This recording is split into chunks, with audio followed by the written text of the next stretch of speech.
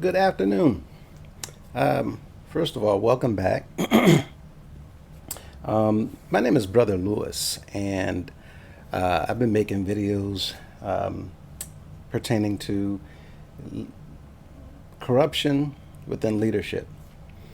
And if you're new to the channel, welcome to the channel. We have several videos on the channel page that goes into extensive detail of what this platform is all about. Currently, we're working on preparing our members in an organization that I'm a part of called the United House of Prayer for All People. We're dealing with a situation where our leaders are currently rogue and not abiding by any of our laws. And it was not always like this. Apparently, it progressed up to this point and has gotten conceivably worse after our leaders were being exposed to the corruption that they've been a part of. And apparently, this has been going on for literally over 40, 50 years. I've shared a lot of evidence, a lot of testimony, a lot of situations where I backed up with documentation. But at this point, we're preparing our members who's about to go into our General Assembly, a meeting that we hold once a year, in order to discuss our Constitution. Right now, opportunity is being taken to attempt to prepare individuals within the leadership positions and many of our ministers to try to go into this meeting and circumvent what the members themselves are there to do.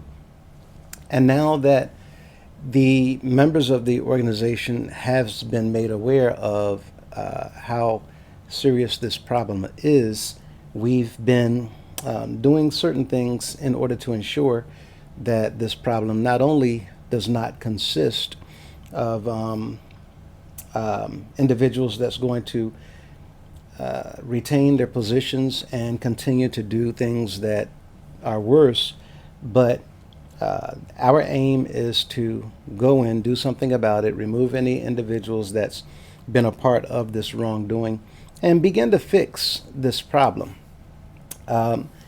That said, I've been touching on a book that has been written many years ago, and many of you may be aware of it, called Robert's Rules of Order. And the purpose of this book is for anyone that may not be familiar with parliamentary procedure, how to hold a meeting or attend a meeting where you're talking about legislation, anything really, for that matter. But predominantly, these rules are used in a setting where individuals are talking about discussing law. To utilize the things written in this book, it should allow for a peaceful, yet a very productive meeting. Even if there's disagreements, even if things begin to look like they're falling out of line, out of order, a little bit of confusion, it will help guide you back into a position and a place in that meeting where you can continue to conduct the business at hand without it getting too far out of control. Anyway, I spoke about two websites yesterday. One, robertsrules.com, another, robertsrules.org.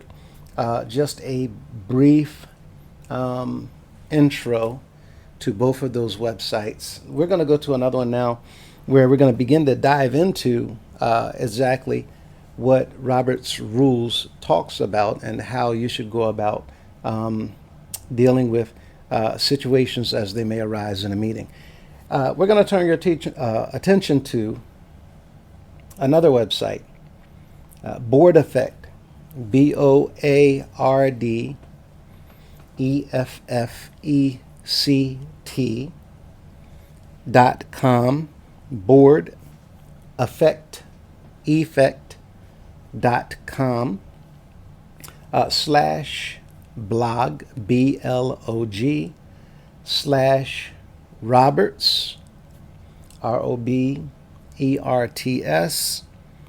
dash rules, rules, dash of, dash order, dash cheat, CHEAT, dash sheet, SHEET, like a bed sheet, and a slash. Click to pull that page up. boardeffect.com/blog/Roberts dash rules dash of dash order dash cheat dash sheet slash. It should pull you up on a page like this. That's what you should be looking at. Okay.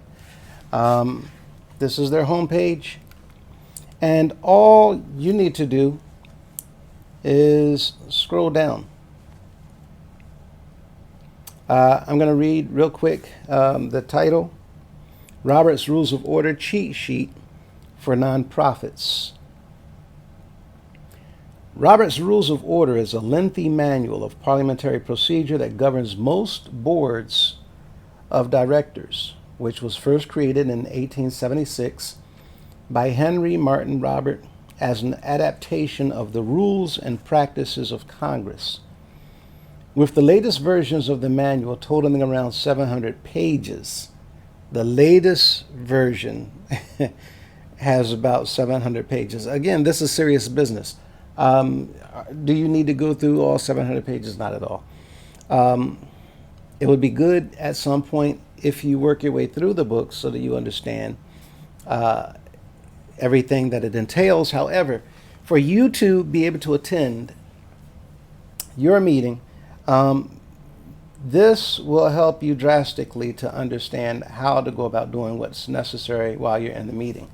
But with the latest versions of the manual totaling around 700 pages, a Robert's Rules of Order cheat sheet is useful for highlighting the most common processes used by today's boards. To help simplify Robert's Rules of Order, we'll provide an overview of the following topics. 1, the basics of Robert's Rules. 2, 6 categories of motions. 3, steps for making a motion. A motion is how you put something on the floor to be discussed by everyone, or get ready to introduce something that you'd like to put out on the floor for a vote, maybe. How to handle a point of order. You're going to learn what that is in a little. Robert's Rules of Order cheat sheet, and tips and reminders for board chairs. These are the 6 things that they're going to provide an overview on. What is Robert's Rules of Order, and what is it used for? We covered this in the last video.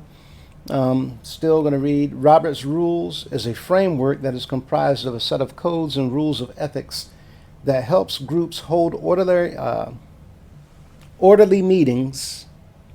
I'm on a clock.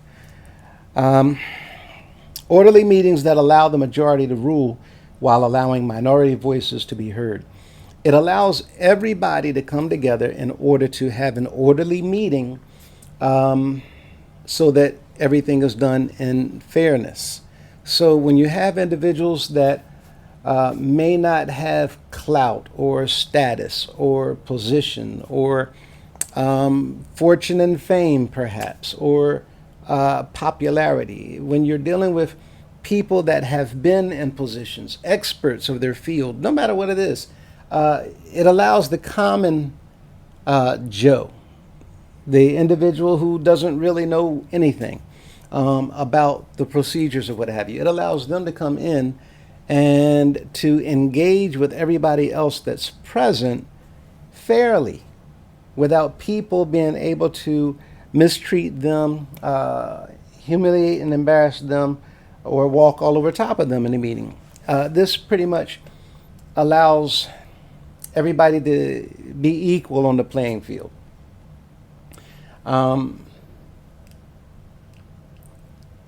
There are 4 primary types of motions in Robert's Rules of Order. You have a main motion, a subsidiary motion, incidental motion, and a renewal motion. Again, all these things we're going to go over. Robert's Rules of Order for meetings is the general standard for how nonprofit boards, committees, and other established groups govern their discussions and their decision making. This book is used for it all when it comes to having meetings and keeping everybody on an even keel, so to speak. Most nonprofits and groups use Robert's Rules because it ensures order and creates a ripe environment for productivity. Parliamentary procedure. A parliamentary procedure can be any set of rules and guidelines a group formally establishes to govern themselves, with Robert's Rules of Order being the most common type. So, is it mandatory to use this for your meeting? The answer is no. It's optional. However, whatever your group decides on, your organization, your business, your company, your institution, even albeit a personal group, a social group, it does not matter. Whatever you decide on, if you're going to use this set of rules to run your meeting, if you're going to use this set of rules to run your meeting, then it's fine as long as everybody agrees. But the most popular set of parliamentary rules to follow in an organized meeting is Robert's Robert's Rules of Order. So it is time tested and it is proven to do the job and do the job well. The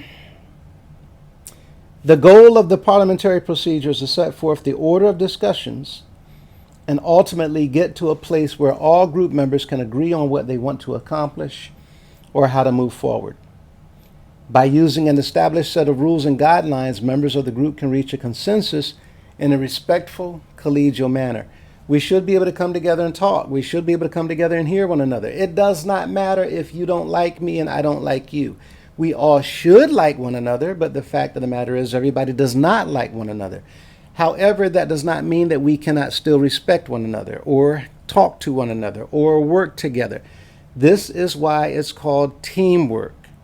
All of us coming together to meet an objective goal. All of us coming together so that we can work to bring about the same objective or to paint the same picture, to arrive at the same destination. We're going to all work together. That said, you do right by me, I'm going to do right by you does not need to be set in stone if you use guidelines. And that's what Robert's Rules of Order establishes.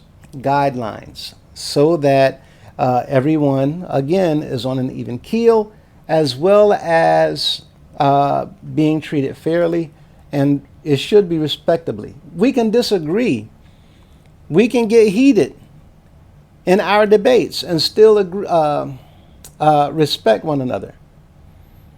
Even if we disagree, even if you passionately disagree, we can still respect one another. And this is what this book does. It allows you to be heard, me to be heard, for all of us to hear all the information that's necessary that we need to consider in order to arrive at an educated decision made by the collective body.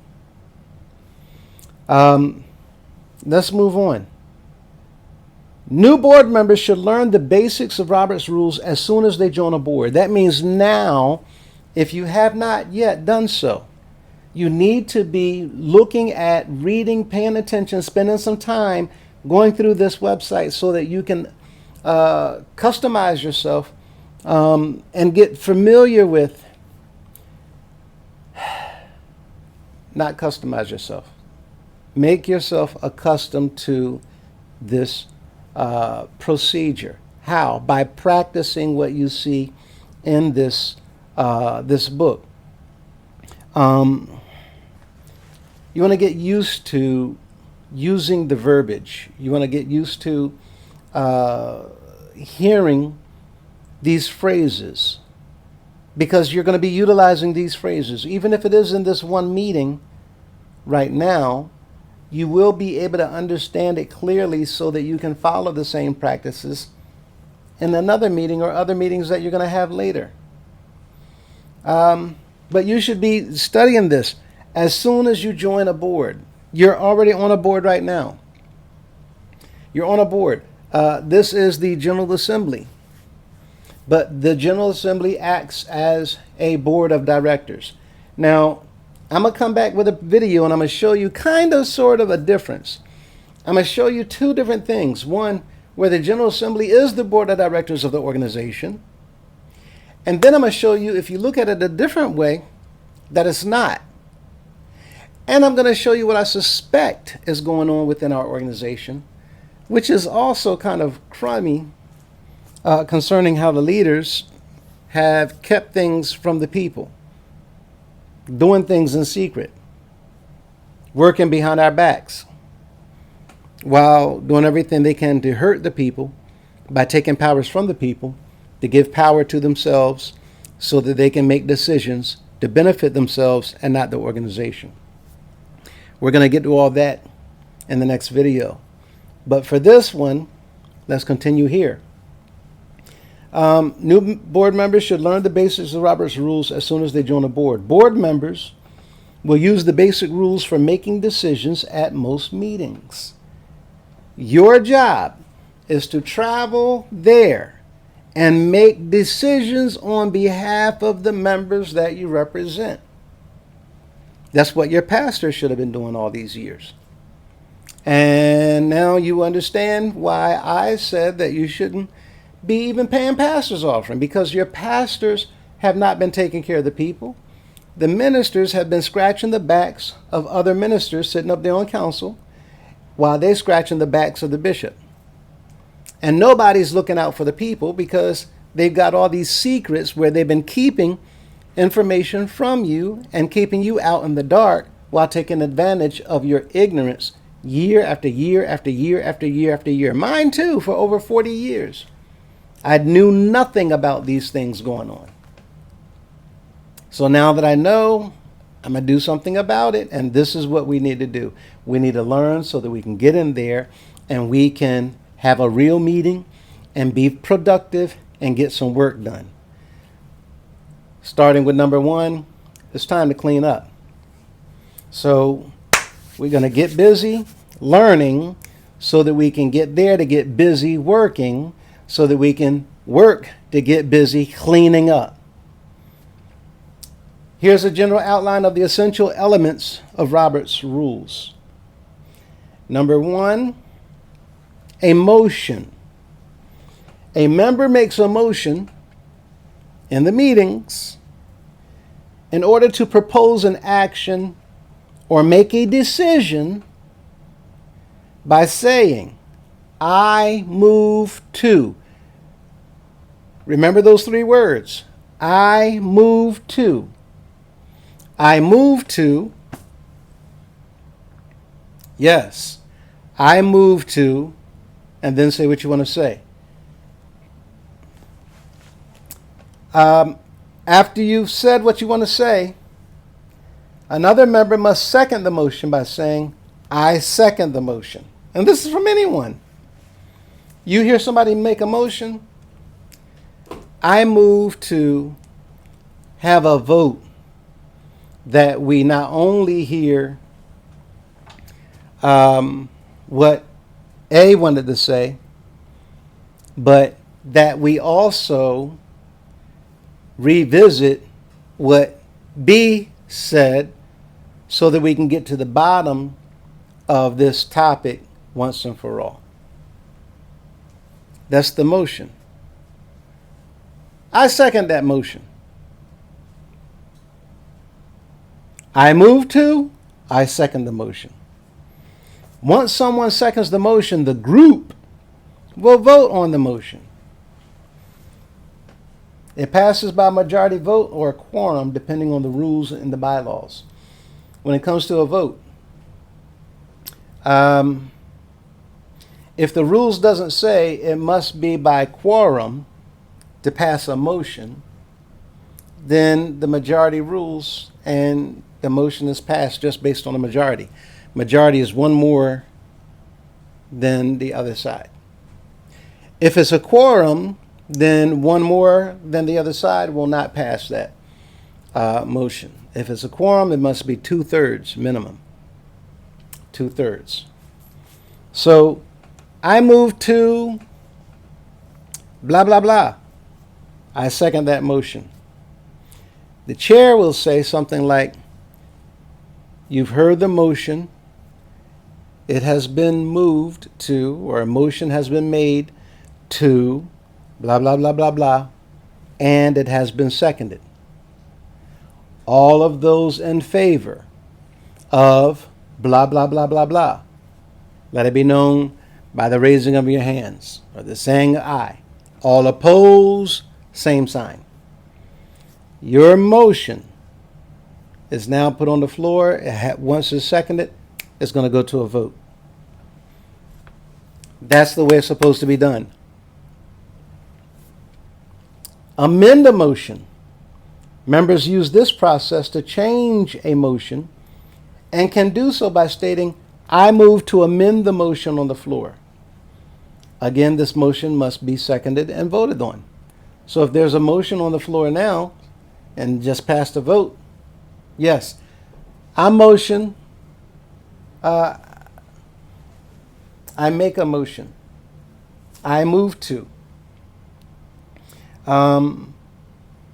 amend the motion by blah, blah, blah. I second the motion. It's been amended.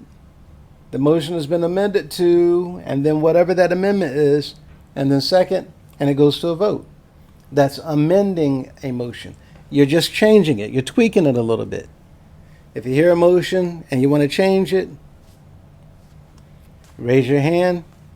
I move to amend the motion on the floor. I move to change it. Same thing we do with the Constitution for those who understand how to amend the Constitution. Commit. Members use this type of motion to transfer a motion to a committee. So if a motion goes on the floor and you feel that this would be best suited if it goes to a group of people for them to take care of, instead of us spending time on it in the meeting for all of us to take care of, then you can raise your hand and do the same thing. I move to commit this motion to a committee. I second. As with other types of motions, it must be seconded and voted upon. Once it moves to a committee, the committee presents a report on the committed motion at the next meeting. If there's something that you don't want to spend the time on, commit that motion to a small group. Small group will take care of it. The meeting's going to go ahead and adjourn, but they're going to get busy fixing, looking into, decide whatever.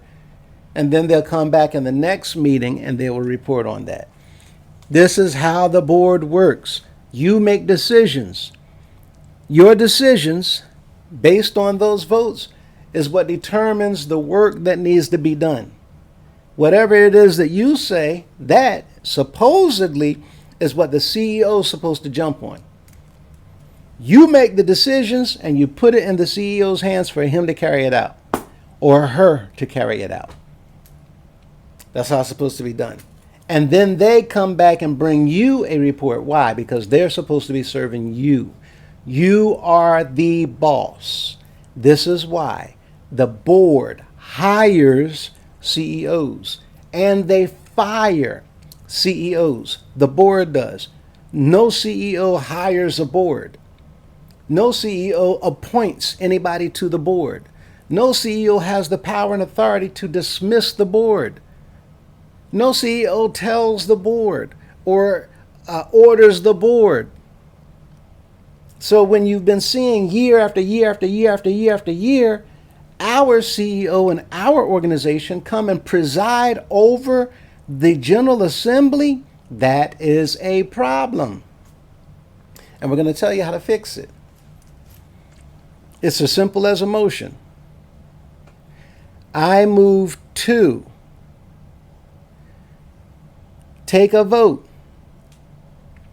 immediately before we do anything further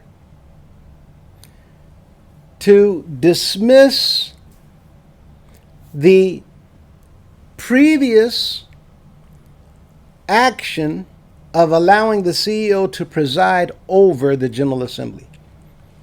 It's that simple. I second the motion. You don't even have to repeat what they said.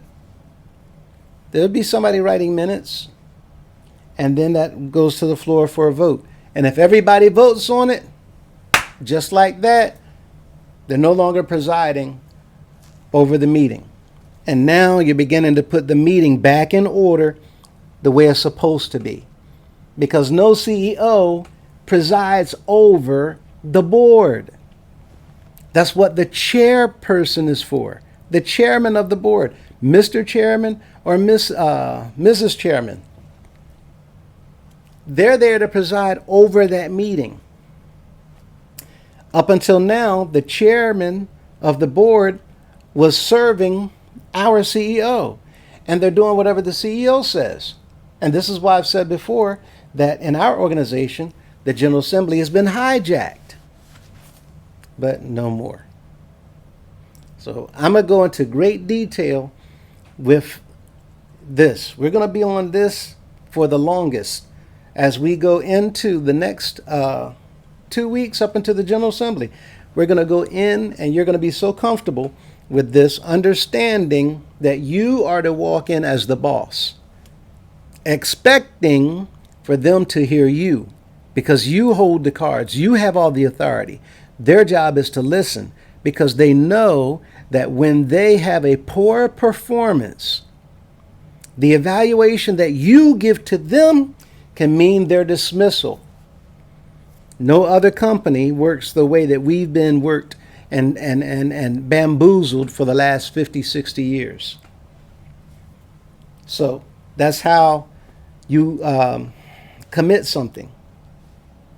Question. Members say, I call the question to end a debate or discussion.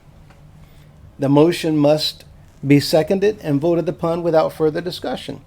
If there's a discussion on the floor, people going back and forth, back and forth, back and forth, back and forth, I call the question. I second. Then you go to a vote, conversation stops. All of those in favor of calling the question? All opposed? No, yeah, we need to get this done right here. I know y'all trying to shut this down. We need to get this done right here. I oppose. We're not ready to call no question. Question being all those in favor of, and it can be as simple as all those in favor of adjourning until the next appointment. No. No, I do not. I oppose. The motion must be seconded and voted upon without further discussion. The call for the question requires a 2/3 majority vote to pass. At this point, the members must immediately vote on the motion on the floor. The question is, are you ready to end this meeting? Are you ready to adjourn? Or are you ready to end the discussion on that topic? If you feel the topic needs further continuation and further discussion, then you oppose it. No, don't call the question. You continue. Adjourn. This refers to moving to end the meeting. A member would say, I move to adjourn. Another member would second the motion. If the majority then votes to adjourn, the meeting is over. So these 6 things we're going to be talking about, you're going to hear over and over and over and over and over, because this is done throughout the meeting, constantly. Over and over and over, this person, that person, motion, I second, vote. That's throughout the meeting. And it is to make sure that everybody's voice is heard. You should not be able to go in and come out of that meeting without having your voice heard. You are the delegate.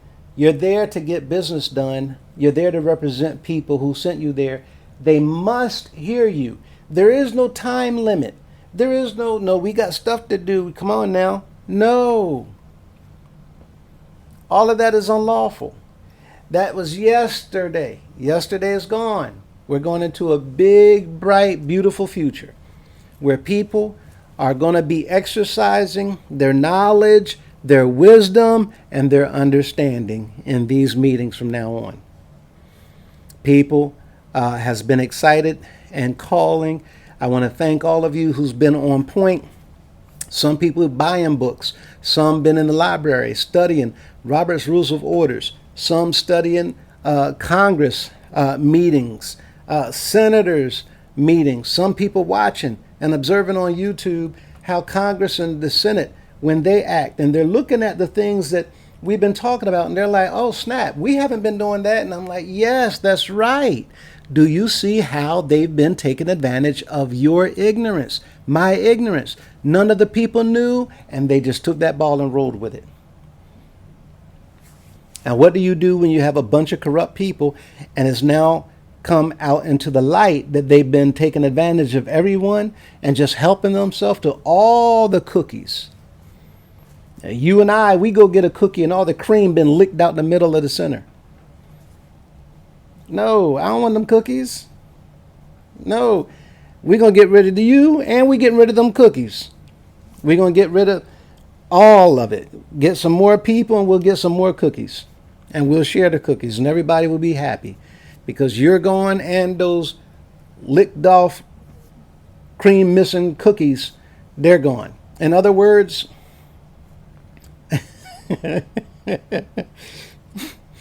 we all need to be enjoying the benefits. There's plenty to go around. But we've had a few people, a handful of people in here just having a field day.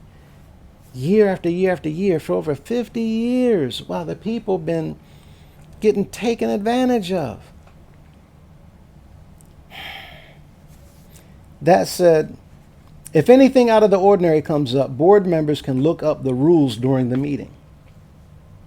When you store a copy of Robert's Rules in your board management system, it's quickly and easily accessible if there's a question on proper meeting protocols.